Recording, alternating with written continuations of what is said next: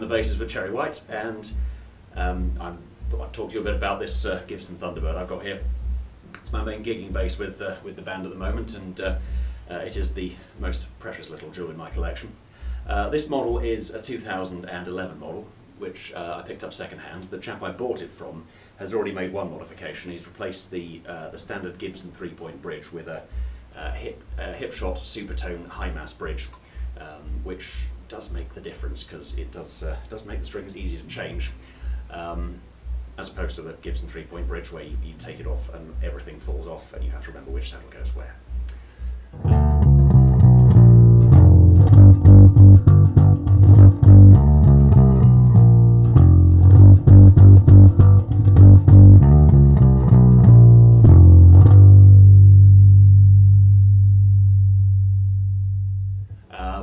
So, one of the reasons this bass is beautiful is not just because of the slightly eccentric body shape, but also, and whether you can see the back of the neck, but that neck-through construction is a beautiful 9-piece laminate. I think it's walnut and mahogany, check that, and the wings are typically mahogany.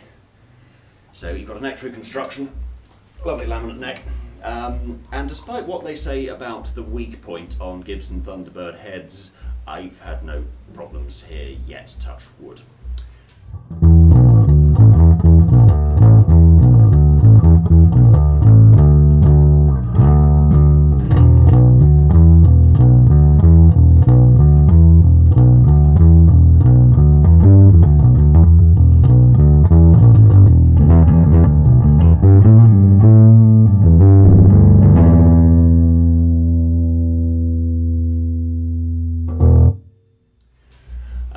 So, you've got a brief intro to how it sounded.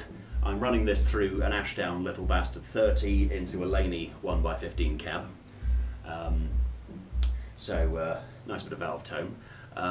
Probably coming through slightly overdriven because these are some pretty hot pickups. I don't actually know what the impedance is, but the sound you just heard was all on the neck humbucker.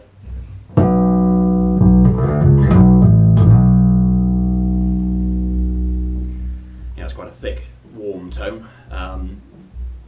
and there is also a bridge pickup. I tend to not use that, it's just personal preference, but actually I have to admit this is one of the few basses I've tried where I must admit liking the bridge pickup. You get a much brighter sound, but not as springy as you get on some basses. There's still a lot of warmth to it, a lot of darkness.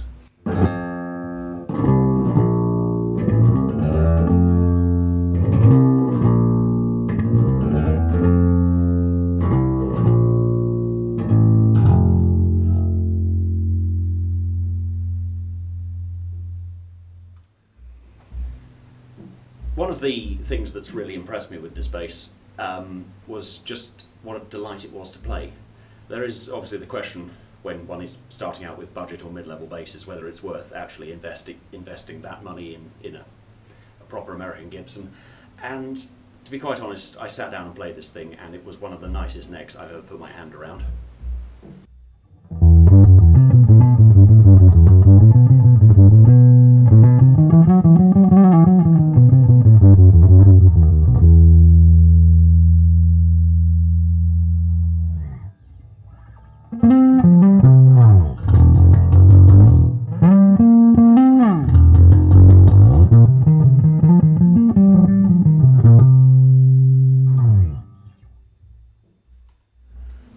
If you want to hear this bass in action, check out the single on our website, cherrywhitemusic.com. Don't Hold Me Back features a very heavily distorted version of this into a much bigger amplifier, but it does sound amazing.